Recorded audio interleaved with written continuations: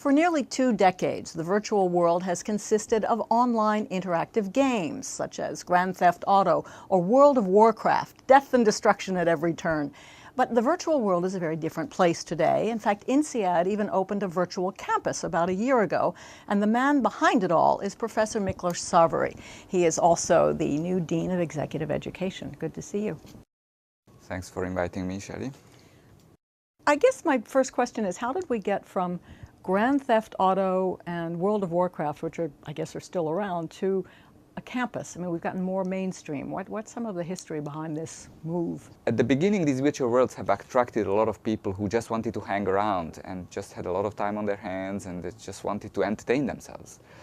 A big change has happened when these virtual worlds decided to give ownership of the digital assets that these people develop in these virtual worlds, which created a very interesting and thriving economy. When ownership rights were implemented, people started to develop, digital clothes, digital spaces, armchairs and lights and rooms and houses. And because there was ownership, they started to trade these things. So now we are talking about a thriving economy where people are not just going to chat, but they also go to shop, indeed, and they go to bars, which can actually generate some revenues from their visits. So, the ownership really created an environment which is very similar to the real world in the sense that people kind of come up with their own projects, and you can find any kind of activity, literally any kind of real-world activity, you can find it in the virtual world. So here you are in a big city, I think it's New York, and you are in a big store sitting on the ground. It's a shoe store, actually. Okay, a shoe store where you would have been given some money, and the inside feels very much like a real shoe store. And then you walk away with the shoes that you have just purchased. So there's an economy going on here. Are they using tiddlywinks or real money? Well, actually, for all practical purposes, the virtual money that you find in these economies is real money. There is an exchange rate, and people earning virtual money in, say, Second Life can exchange it for real dollars in the real world.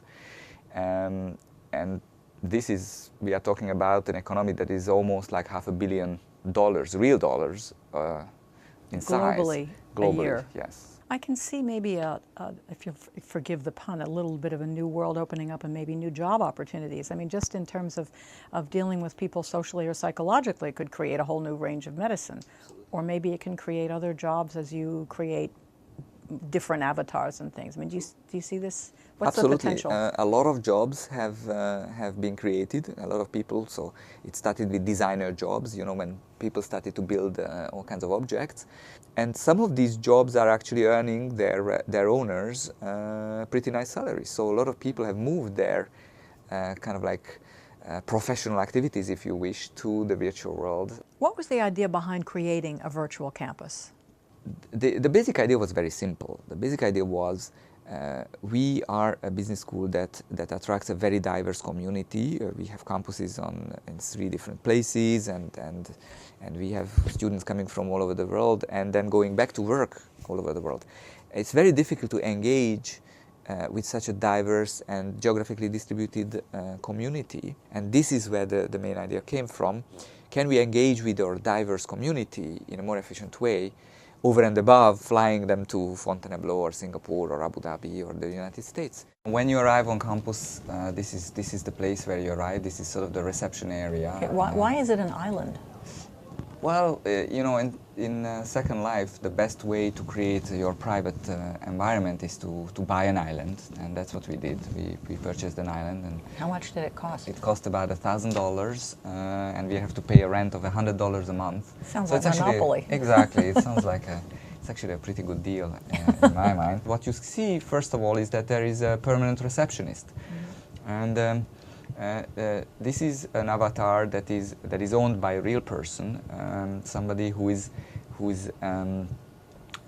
actually an employee of INSEAD. What you see is a virtual classroom.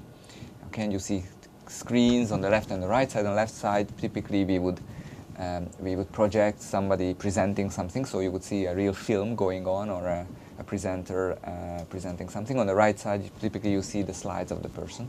You can recreate the feeling of being in a virtual classroom. So I don't see myself, I just see the class, I see the professor down there, I can look around, I can see my classmates and so forth. We have used the virtual world to disseminate conferences. So every conference that we are running on campus, we are also in real time feeding it into Second Life.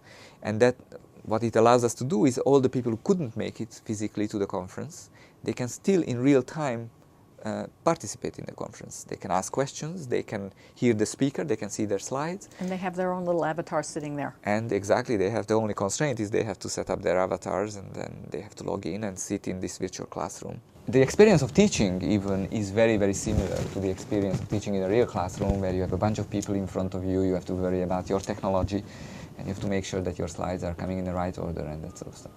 How are the professors dealing with it? The biggest problem that we have, namely that professors are reluctant to adopt this technology because it's a little bit difficult for them to use. I mean, I find it very easy, but it's true that it takes some time before you are familiar with this technology.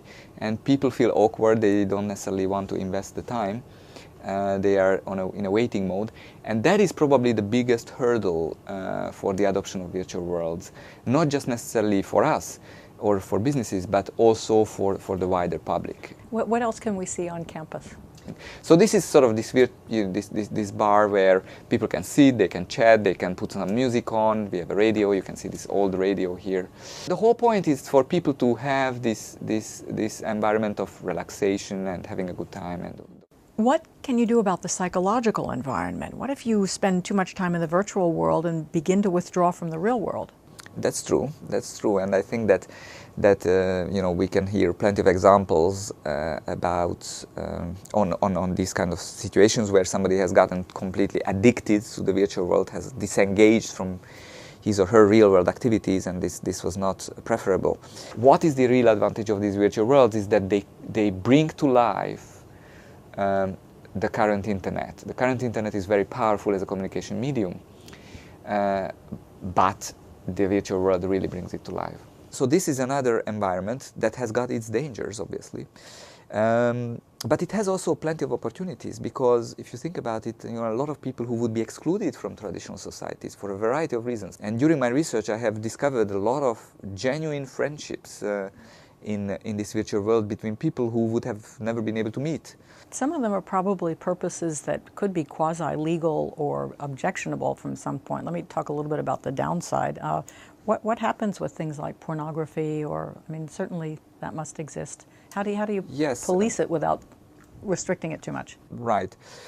I mean, these problems, any problem that the internet had, the classical sort of web page-based internet had, the virtual worlds also have those problems. They are being dealt with, and I don't think that in the near future virtual worlds are going to be less safe of an environment than the traditional internet, which used to be exposed to a lot of fraud and illegal activities, pornography and so forth. But today it's a pretty safe place where companies have learned how to exploit the environment without sort of being penalized with all this fraud and stuff. Are you optimistic, having had this up for a year or so now? Are you optimistic about the way it's been used and the way it might be used in the future? Yes, I have been maybe a little bit carried away with my expectations, but I have readjusted those. We do use it to reach out to communities that are not part of INSEAD at the moment. So, for example, we regularly hold MBA and EMBA information sessions where people who are considering applying to the campus do get information. And then our hope is in the swine flu, because if swine flu is going to break out and we have to lock down the campus, this virtual campus might be one of the ways to actually save the business. And there's no swine flu in the virtual world? No swine flu whatsoever. Right. Cough and no problem. Thanks very much, Miklos. Thank you very much.